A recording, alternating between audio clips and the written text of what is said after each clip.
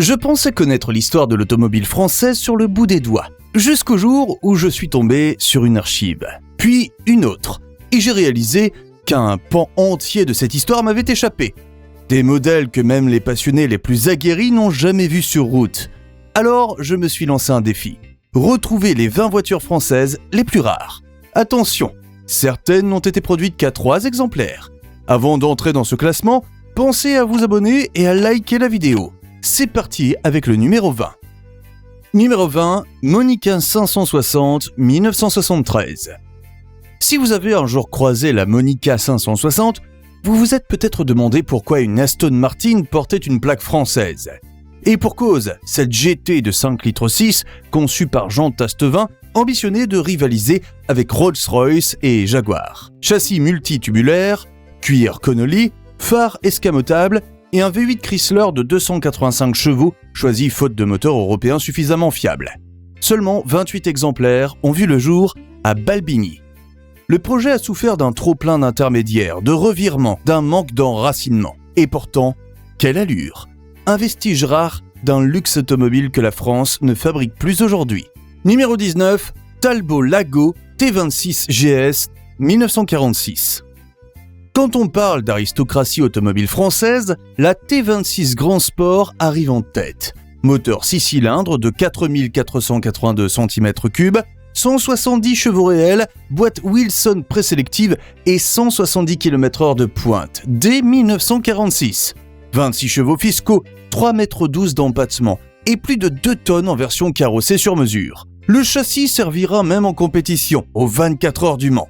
Seuls quelques exemplaires survivent aujourd'hui, souvent signés Figoni, Sochik ou Chaperon. On ne regarde pas une T26, on s'incline, tout simplement. Numéro 18, Venturi Atlantic 300, 1994. Cette voiture a un châssis multitubulaire, rigide comme un scalpel, propulsé par un V6 PRV de 2975 cm3 monté en position centrale arrière. 281 chevaux pour 1250 kg seulement, 0 électronique superflue, un équilibre pur et 280 km/h en vitesse de pointe. Produit à Couéron entre 1996 et 1998, seulement 44 exemplaires verront le jour. Venturi visait Porsche et sur le papier, l'Atlantic 300 tenait tête à la 911 Carrera. Cependant, la faillite, une fois encore, fauchera l'élan. C'est rare, c'est français et c'est d'une précision chirurgicale. Si vous en croisez une, ce n'est pas un hasard. Numéro 17, Venturi 400 GT, 1994. Le 8 juin, à Couéron, Venturi lève le voile sur la version route de sa 400 Trophy parrainée par Henri Pescarolo.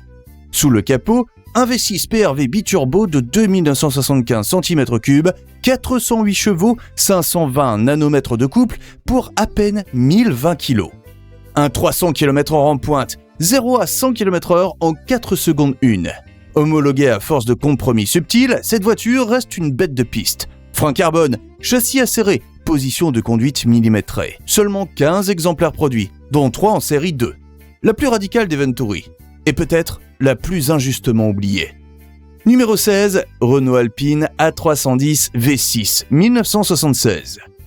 Avec l'A310 V6, Alpine joue une carte risquée, marier le grand tourisme au tempérament de la berlinette. On est en 1976, la marque, désormais sous pavillon Renault, installe le V6 PRV en position arrière. Un 150 chevaux, 204 Nm, 225 km/h, le tout pour à peine plus d'une tonne. Produite à 9276 exemplaires, elle a souffert de la comparaison avec la Porsche 911. Et elle reste néanmoins un manifeste surtout dans ses versions rares, comme la GT Pack ou la Boulogne. Là, on parle de 193 chevaux et de 235 km/h. Je vous assure, la cote monte. Numéro 15, Renault Espace F1, 1994.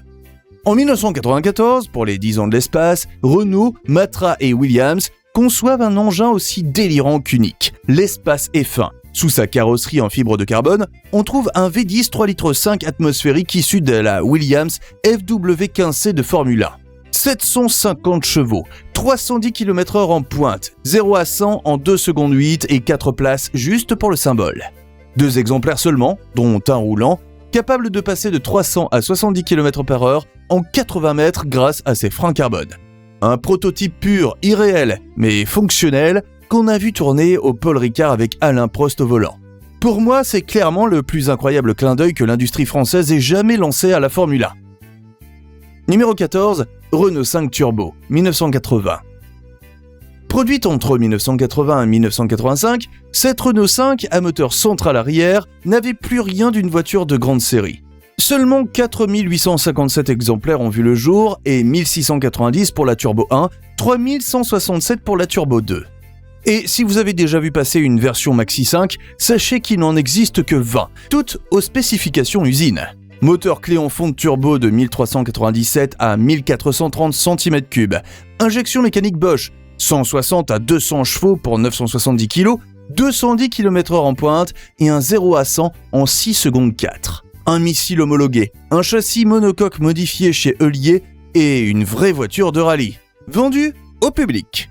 Numéro 13, Peugeot 504 Coupé V6, 1974. Ce modèle lancé en 1974 marque une étape. Peugeot adapte enfin le V6 PRV, un bloc de 2664 cm3 qui développe jusqu'à 144 chevaux avec injection Bosch 4G-tronic. Un 189 km/h en pointe, une boîte manuelle à 5 rapports, 4 freins à disque ventilés à l'avant et un comportement routier d'un équilibre rare. Produite en Italie, puis assemblée à Sochaux, cette version V6 reste confidentielle, car à peine 6229 exemplaires tous types confondus, dont seulement 1757 en injection. Aujourd'hui, retrouver un V6 en état d'origine relève de la chasse au trésor. Croyez-moi, vous n'en croiserez pas deux dans la même année, et pour cette raison, elle mérite sa place ici. Numéro 12, Peugeot 404 Cabriolet, 1961. Le 404 Cabriolet est un fragment de Dolce Vita à la française, une élégance qu'on n'osait plus produire. Carrosserie spécifique, ligne fluide, proportions maîtrisées et une exécution intégrale en Italie, à San Giorgio Canavese dans les ateliers du maître carrossier. Sous le capot, un 1,6 litre 4 cylindres développant jusqu'à 88 chevaux, une vitesse de pointe à 167 km/h et une boîte manuelle à 5 rapports, chose rare à l'époque. Aujourd'hui, moins de 1700 exemplaires roulent encore, soigneusement préservés. Numéro 11, Peugeot 205 Turbo 16, 1984. Sous sa carrosserie élargie façon Kevlar et son look bodybuildé, se cache une bête de groupe B, pensée par Jean Todt pour dominer le monde du rallye. Moteur central turbo compressé, 4 roues motrices, 200 chevaux sur la version homologuée route et jusqu'à 550 pour grimper Pax Peak. 200 exemplaires seulement produits pour la route. Homologation oblige. Aujourd'hui, on estime qu'à peine la moitié subsiste. Et quand l'une d'elles se présente en vente, c'est simple, les enchères s'enflamment. En 2021, une Evo 2 groupe B est partie à près d'1 million d'euros. Ça a liké la vidéo et on se retrouve très bientôt pour un nouvel épisode dans le Garage Français.